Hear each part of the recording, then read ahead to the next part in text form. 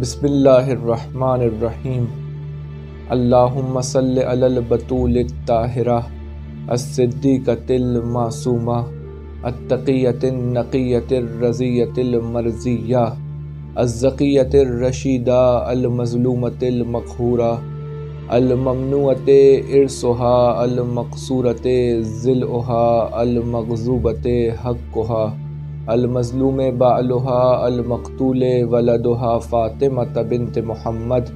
اللہم صلی علی محمد وآل محمد۔ ماہ جمادی الثانی، پورا مہینہ صدیقہ طاہرہ حضرت فاطمۃ الزہرا سلام اللہ علیہا کی ذات مبارک سے منسوب ہے۔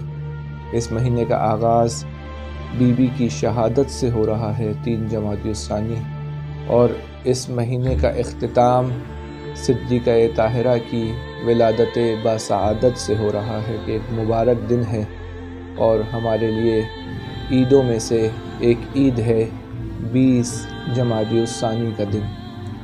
حضرت زہرا سلام اللہ علیہا کی ذات مبارک، ان کی پاکیزہ حیات ایک معجزہ بھی ہے اور انسانوں کے لیے ہدایت کا سامان بھی ہے۔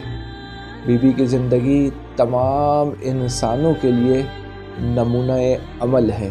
جس طرز پر بی بی نے زندگی گزاری، بی بی کی تمام زندگی ہمارے لیے ہدایت ہے۔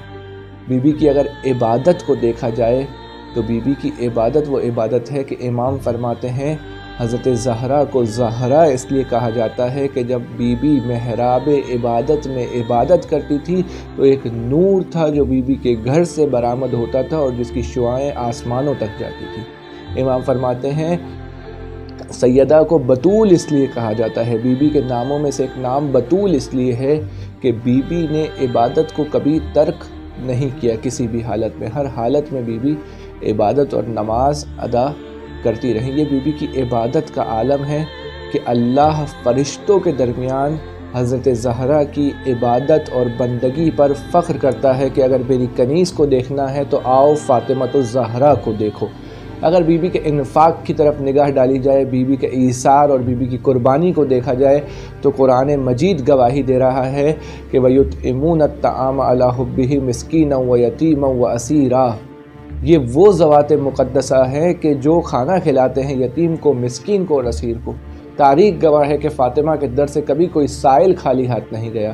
پیغمبر کے پاس جب کچھ نہیں ہوا کرتا تھا، پیغمبر حضرت زہرا سلام اللہ علیہا کے دروازے پر فقیروں کو بھیجا کرتے تھے، اور زہرا کے دروازے سے کوئی کبھی خالی ہاتھ واپس نہیں لوٹتا تھا۔ یہ حضرت زہرا کا ایثار اور انفاق اور اللہ کی راہ میں خرچ کرنا ہے کہ جس کی مثال تاریخ میں نہیں ملتی۔ اگر بی بی کی ازدواجی زندگی کو دیکھا جائے، بی بی کے ازدواجی حالات کو دیکھا جائے تو بہترین نمونہ عمل ہے ان افراد کے لیے جو ازدواجی زندگی گزار رہے ہیں۔ فاطمہ زہرا نے گھر کے کاموں کو تقسیم کیا ہوا ہے عدل اور مساوات کے ساتھ۔ ایک دن ان کی کنیز فضہ کام کرتی ہے، ایک دن بی بی خود کام کرتی ہے۔ گھر کے جتنے مسائل ہیں امیر المومنین کو خبر نہیں ہونے پاتی، گھر کی مشکلات کی، گھر کے مسائل کی، گھر کی تکلیفات کی، گھر کے زحمات کی۔ امیر المومنین کو حضرت زہرا نے ذہنی طور پر اور روحی طور پر اتنا زیادہ اطمینان دیا ہوا ہے، اتنا زیادہ سکون دیا ہوا ہے کہ امیر المومنین رسول خدا کی نصرت کرنے میں کسی قسم کی فکر مند نہیں ہے گھر کی طرف سے۔ حضرت زہرا نے اتنا زیادہ امیر المومنین کو راحت رکھا ہوا ہے، اتنا زیادہ امیر المومنین کو سکون میں رکھا ہوا ہے کہ امیر المومنین دین کی نصرت اور رسول خدا کی نصرت میں ہر طرح سے آمادہ نظر آتے ہیں۔ اگر حضرت زہرا سلام اللہ علیہا کے بچوں کی تربیت کو دیکھا جائے تو کس طریقے سے حضرت زہرا اپنے بچوں کی تربیت کر رہی ہے۔ کبھی ماں نماز پڑھ رہی ہے تو بچے کنارے بیٹھے ہوئے ماں کی دعاؤں کو سن رہے ہیں۔ کبھی بچے مسجد سے آ رہے ہیں تو ماں ہیں کہ جو بچوں سے درس سن رہی ہے کہ بتاؤ رسول خدا نے مسجد میں کیا بتایا۔ یہ وہ تربیت ہے جس تربیت کا اثر یہ ہے کہ حسن و حسین وجود میں آتے ہیں۔ اس گود کا اثر ہے کہ حسن و حسین وجود میں آتے ہیں کہ جن کے وجود بابرکت سے اسلام کو تقویت ملتی ہے، دین کو تقویت ملتی ہے، خدا کے دین کی محافظت ہوتی ہے۔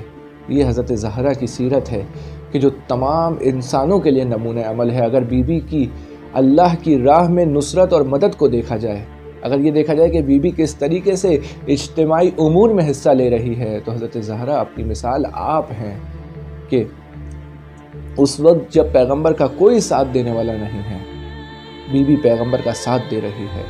اگر رسول خدا خندق کھودنے میں مصروف ہیں تو دیکھا حضرت زہرا تشریف لا رہی ہے۔ اللہ کے رسول ایک دفعہ پریشان ہوتے ہیں، فاطمہ تم گھر سے باہر؟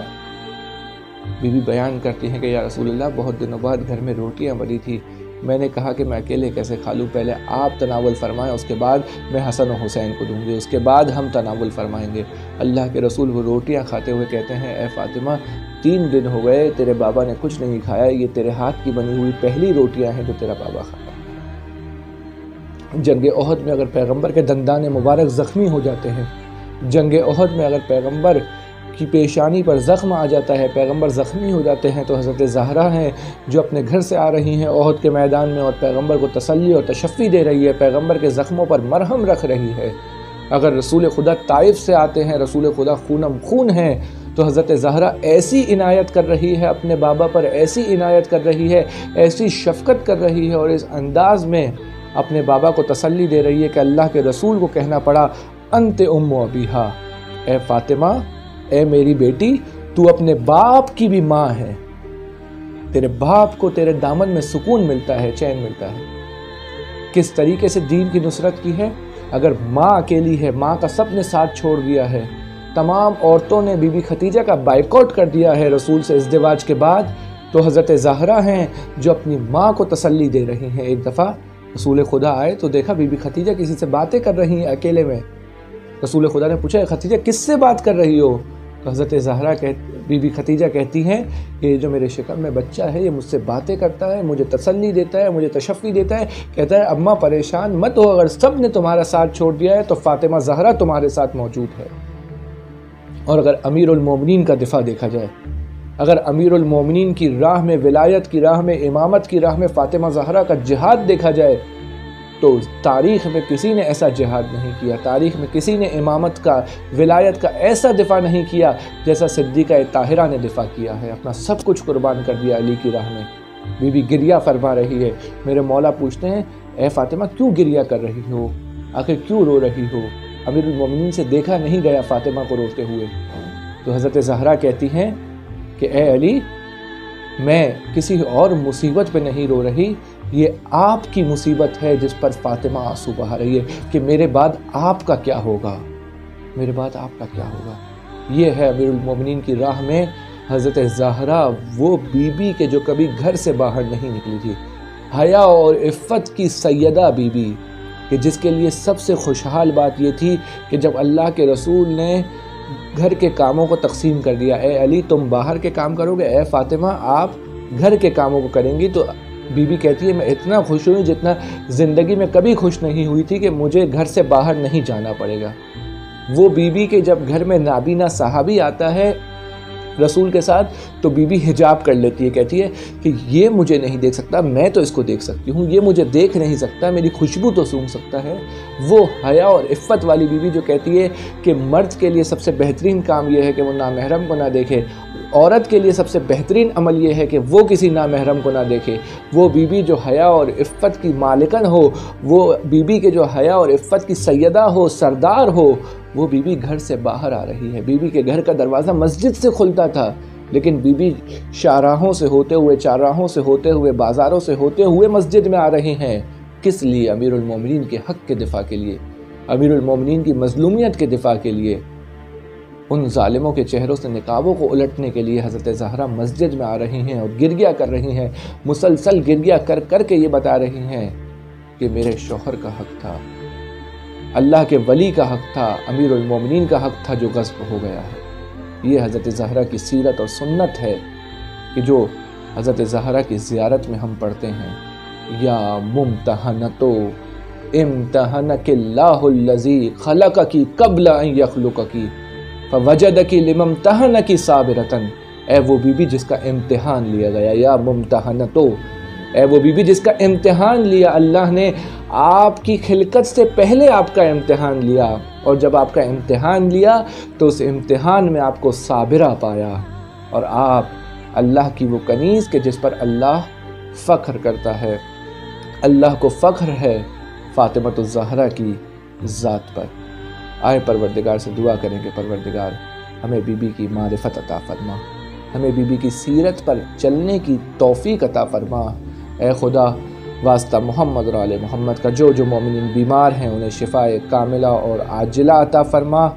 امام زمانہ عجل اللہ تعالی فرجہ شریف کے ظہور میں تعجیل فرما، ہمیں مولا کے ناصروں میں شمار فرما۔